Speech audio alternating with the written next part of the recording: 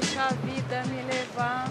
Francamente, o emprego de segunda a sexta para trabalhar das 9 às 6 e a gente aqui nessa fila disputando uma vaga. Bom, mas é o horário comercial. No trabalho fim de semana, na carteira assinada, auxílio transporte e alimentação, tá no esquema. Meu, eu tenho um cunhado que é petroleiro, ele trabalha 15 dias no mês. Ele fica 15 dias numa plataforma e 15 dias em casa. Não é nada disso. Quando eles estão lá, aportados, embarcados, não tem moleza. É relação puxada, no mar, longe da família, sem poder abandonar o posto. Eu queria saber quem foi que inventou o trabalho.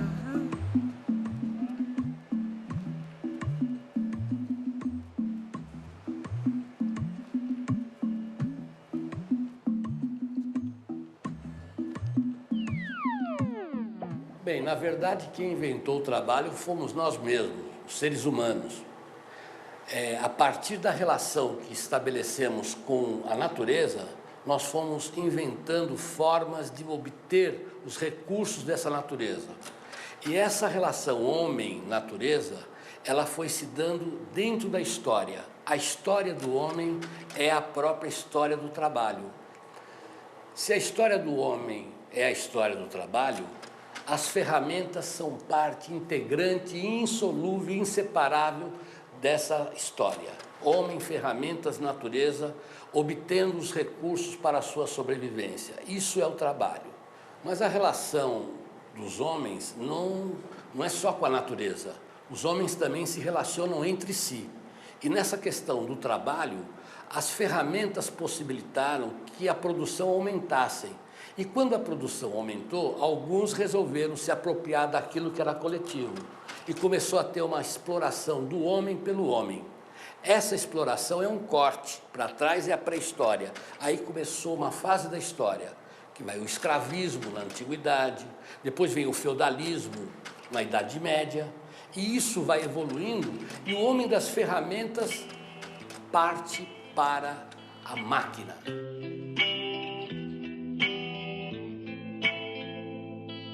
É a Revolução Industrial. E com ela vem a maquinofatura, ou seja, as coisas produzidas pela máquina. Meu, fazer as coisas com máquinas é muito mais rápido. Então a gente tem que trabalhar menos e ganhar mais, certo? Pela máquina. Mas a máquina não trabalha sozinha. A máquina precisa do homem. E os homens que vão trabalhar nas máquinas serão os trabalhadores, os operários. E com a maquinofatura começou a exploração da mão de obra operária que trabalha nessas máquinas. A Revolução Industrial marca então um novo tempo da história da humanidade. Mas essa produção industrial também trouxe consigo aquilo que chamamos de um progresso. E isso quer dizer fartura, ou seja, se produzia muito mais do que antes. Essa maior produção do que antes possibilitou uma vida melhor de todos aqueles que estavam em torno dessas indústrias, dessas cidades. Então nós temos, de um lado, o progresso, a fartura e, de outro lado, o aumento da exploração dos que trabalham.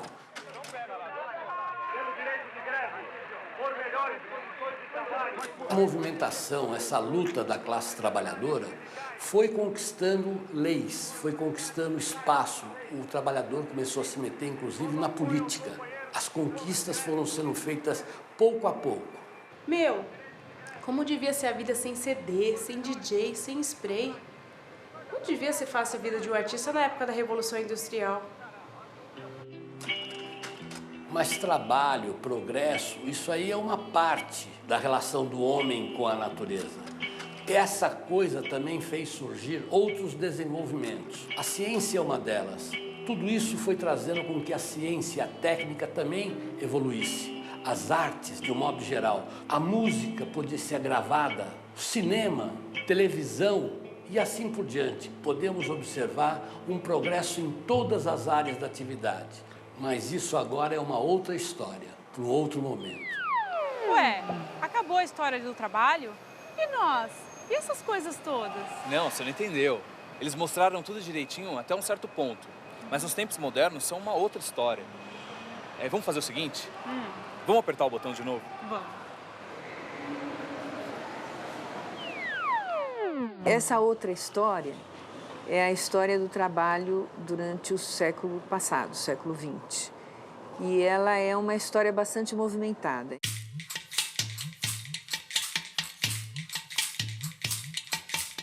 Nos primeiros anos do século, existem muitas greves, muitos movimentos, muitas manifestações e, pouco a pouco, os trabalhadores vão conquistando, né, uma série de direitos. A regulamentação da jornada máxima de trabalho, o fim de semana remunerado, o direito a férias, a licença maternidade.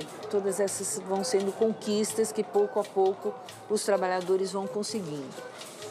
E esse início de século, ele também é marcado por um conjunto de transformações no processo de trabalho que tem a ver com a transformação da base tecnológica, que é baseada na tecnologia eletromecânica, que vai acabar dando origem a alguns tipos de empresas a linhas de montagem, né?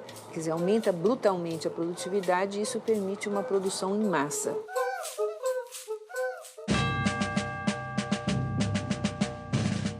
Nós temos também as duas guerras mundiais, especialmente a Segunda Guerra Mundial, ela vai ter um efeito muito grande no mercado de trabalho no sentido de fazer com que a mulher entre no mercado de trabalho porque os homens vão para a guerra, né?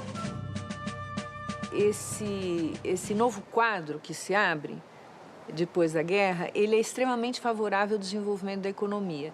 São anos de um enorme desenvolvimento do capitalismo, que são chamados pela literatura clássica dos 30 anos gloriosos.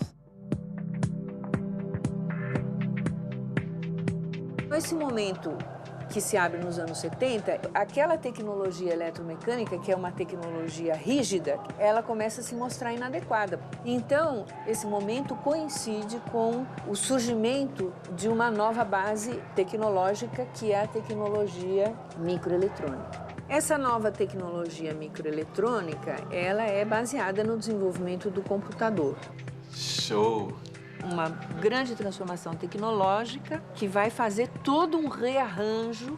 Esse rearranjo ele está baseado num processo de globalização que também, de certa forma, é facilitado pela tecnologia microeletrônica, que permite, né, uma facilidade das comunicações que não era possível com a tecnologia anterior. E isso tem a ver muito com a questão da internet, porque a internet permite a comunicação de qualquer ponto da Terra em tempo real, né? Ou seja, eu posso estar me comunicando aqui, né, ou escrevendo aqui, e uma pessoa está recebendo essa informação na China, na Tailândia, na Noruega.